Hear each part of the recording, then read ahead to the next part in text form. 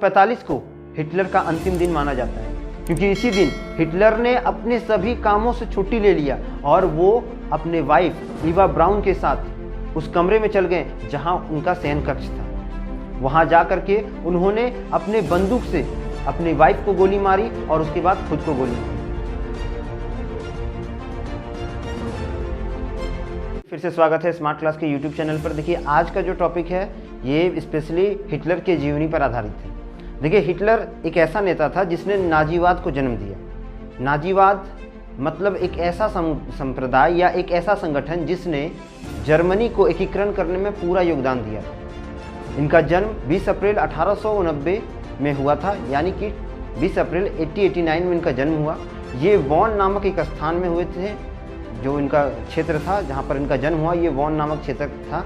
और इनके देश जो थी वो ऑस्ट्रिया थी। देखिए, हंगरी के क्षेत्र में भी ये आते थे, लेकिन स्पेशली ये ऑस्ट्रिया माना जाता है। जब इनका जन्म हुआ उस समय पूरा जर्मनी जो था वो एक अलग ही आग में झुलस रहा था, क्योंकि जर्मनी का जो क्षेत्र था वो बहुत ही ज़्यादा रूप से शासकों के प्रताड़न से बीत रहा था। वहाँ के लोग बहुत ज़्यादा मात्रा में प्रताड़ित हो रहे थे और इसी कारण इन्हें जर्मनी को छोड़ करके, या बोल सकते हैं ऑस्ट्रिया को छोड़ करके, एक अलग देश में जाके बसना पड़ा। इनके पिताजी गुजर गए और इनकी घर की स्थिति बहुत ज़्यादा खराब हो गई और इसी कारण इन्होंने अपने घर खर्च या फिर बोल सकते हैं अपनी जिम्मेदारियों को चलाने के लिए बहुत जगह पर काम करना शुरू किया, किंतु इन्हें कहीं भी सही काम नहीं मिल रहा था, जिस कारण ये पोस्ट कार्डों पर पेंटिंग करते थे और पोस्ट कार्डों पर पेंटिंग करके वो अपने छोटे मोटे खर्चे को बेयर करते थे। बहुत ही ज़्यादा इनका स्थिति खराब हो गया था घर का। 1914 में जब प्रथम विश्व युद्ध शुरू हुआ तो इस दौरान ये सेना में शामिल हो गए। 1918 में विश्व युद्ध खत्म होने के बाद इन्हें बहुत सारे नुकसान हुए, क्योंकि युद्ध के दौरान इन्हें बहुत सारी चोट लगी थी, जिसके कारण ये अस्पताल में भर्ती हुए थे। और वहीं से इन्हें एक अपनी पार्टी या बोल सकते हैं एक अपना दल बनाने का जो था एक रुतबा, या बोल सकते हैं कि एक अपना दल बनाने का मन किया और वहीं से ये 1922 तक लग गए एक अपने दल की स्थापना में। 1922 में इन्होंने एक अपनी पार्टी बनाई जिसका नाम राष्ट्रीय समाजवादी जर्नल कामगार पार्टी था, जिसे नाजी भी कहा जाता है। इस पार्टी के द्वारा इन्होंने जितने भी जर्मन के लोग थे उन्हें यह विश्वास दिलाया कि प्रथम विश्व युद्ध जो हुआ है इसका बदला वो लेंगे, और लोगों को उन्होंने भड़काना शुरू किया। अपने जितने भी संप्रदाय के लोग थे उन्हें भड़काना शुरू किया, जैसे कि उन्होंने इसका पूरा जिम्मेदार, जो प्रथम विश्व युद्ध हुआ था जिसमें जर्मनी की हार हुई थी, इसका पूरा जिम्मेदार जो था यहूदियों को बताया। और उन्होंने यह लोगों को, जितने भी जर्मन लोग थे, उन्हें यह विश्वास दिलाया कि सबसे पहले वो जर्मन में यहूदियों को ख़त्म करेंगे, यहूदियों को हटा देंगे, उसके बाद वहाँ पर जर्मनवाद का निर्माण करेंगे, वहाँ पर जर्मन को बहुसंख्यक बनाएंगे और उन्हें उनका अधिकार देंगे। इस तरह से सपने दिखाने वाला ये पहला नेता था जिसने जर्मनी के लोगों के दिल को छुआ था। इनकी बातों में बहुत ज़्यादा निपुणता थी, ये हर बातों को बहुत अच्छा से बोलते थे और इसी कारण जितने जर्मनवासी थे इनकी बातों पर आकर के नाजी पार्टी को ज्वाइन करती हैं। अधिकतर युवाओं के होने के कारण इस पार्टी में एक अलग ही रुतबा था और साथ ही हिटलर की जो बातें थी ना, ये लोगों को बहुत ज़्यादा प्रोत्साहित करती थी। हिटलर का तो उदय हुआ ही इसीलिए था कि वो जर्मन का उत्थान कर सके, और जैसे ही ये प्रयास करते हैं कि इनका पार्टी बढ़े और बढ़ता भी है। और जिस तरह 1930 और 32 में ये क्या करते हैं, जर्मन शासक को उखाड़ फेंकने का प्रयास करते हैं और वहाँ पर अपने शासन व्यवस्था को लागू करना चाहते हैं, लेकिन उन्हें पूरी तरह सफलता नहीं मिलती है। अंत में उनके संसद में, जर्मन के संसद में 230 सदस्य इनके पास हो जाते हैं, जिसके बाद इन्हें वहाँ का एक बोल सकते हैं कि चांसलर बनाया जाता है।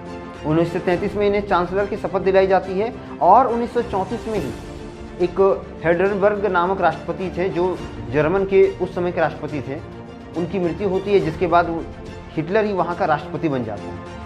हिटलर के द्वारा किए गए इतने काम थे जिसमें बहुत ज़्यादा मात्रा में तांडव हो रहा था जर्मनी में। वहाँ यहूदियों को बहुत ज़्यादा मात्रा में प्रताड़ित किया जा रहा था। उनको ये लगता था कि यहूदियों के कारण ही उन्होंने पहला विश्व युद्ध हारा था।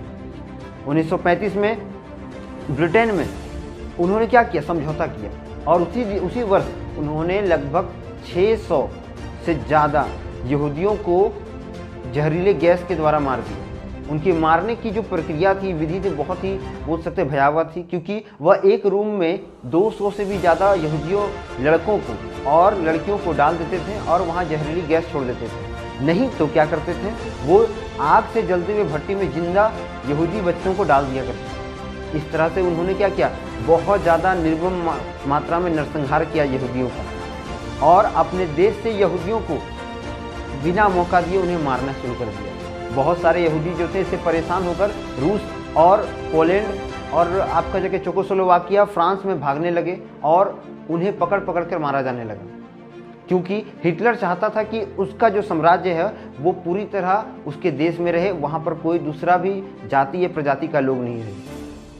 जो हिटलर द्वारा बनाया गया नाजी पार्टी था, इसका जो मुख्य चिन्ह था ये स्वास्तिक था, जो हिंदू धर्म में बहुत शुभ माना जाता है, और स्वास्तिक को वो हमेशा अपने एक हाथ में बाह के ऊपर बांधे रखते थे। उन्होंने अपने पार्टी को एक ऐसा पार्टी बताया था जिसके कारण पूरा जो जर्मन था वो अपने आप में गर्वता का महसूस करता था। वो अपने पार्टी को जर्मन जाट कहते थे।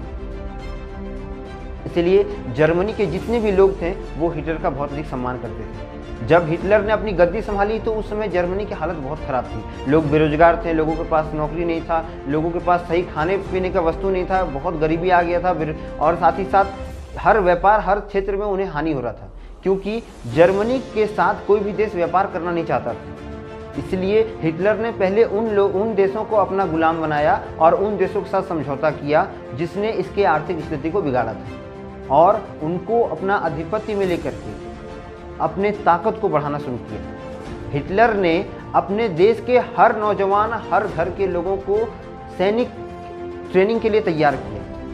हर घर से एक न एक सैनिक होता था। इस कारण हिटलर का जो प्रभाव था वो बहुत ज़्यादा था, और जिस तरह उसकी सेना तैयार हो रही थी और जिस तरह उसकी रणनीतिक कार्य जो होते हैं या राजनीतिक गतिविधियाँ जो थी वो बहुत ही ज़्यादा मात्रा में उत्तेजित करने वाली थी। राजनीतिक रूप से तो हिटलर था ही ताकतवर, साथ ही साथ हिटलर जो भी तरह की रणनीति बनाता था उसमें उसे सफलता मिलती थी, क्योंकि उसके पास जितने भी लोग थे सबके अंदर उसने राष्ट्रवादी भावना को जन्म दे दिया था। अपने युवाओं में जर्मन के प्रति इतना ज़्यादा स्नेह, इतना ज़्यादा प्यार उसने भरा था, देशभक्ति वाला प्यार, कि लोग जो थे उनके एक बात पे ही आ जाते थे। वे खुले मंच से दूसरे देश को चुनौती देते थे।